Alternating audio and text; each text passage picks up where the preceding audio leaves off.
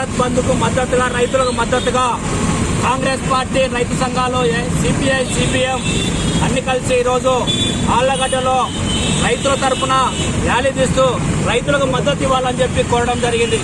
ఈ కార్యక్రమానికి ముఖ్య అతిథిగా మా కాంగ్రెస్ పార్టీ రాష్ట్ర వర్కింగ్ ప్రెసిడెంట్ తొలిశెట్టి గారు రావడం జరిగింది.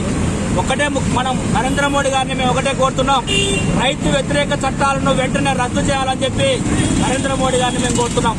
అదేవిధంగా రాష్ట్రంలో ప్రతిపక్ష పార్టీ తెలుగుదేశం పార్టీ చంద్రబాబు నాయుడు గారు కానీ అదేవిధంగా ముఖ్యమంత్రి జగన్మోహన్ రెడ్డి గారు కూడా మీ మనసు మార్చుకొని రైతులకు ఈరోజు ఢిల్లీలో చలికి ఈరోజు వణుకుతూ ఈరోజు లాఠీ చార్జీలు దెబ్బలు తింటూ 12 రోజుల నుంచి ఈరోజు ఉద్యమం చేపట్టిన రైతులకు మీరు మద్దతుగా నిలవాల్సిన బాధ్యత ఉందని చెప్పి ముఖ్యమంత్రి జగన్మోహన్ రెడ్డి గారిని చంద్రబాబు నాయుడు కూడా కోరుతున్నాం.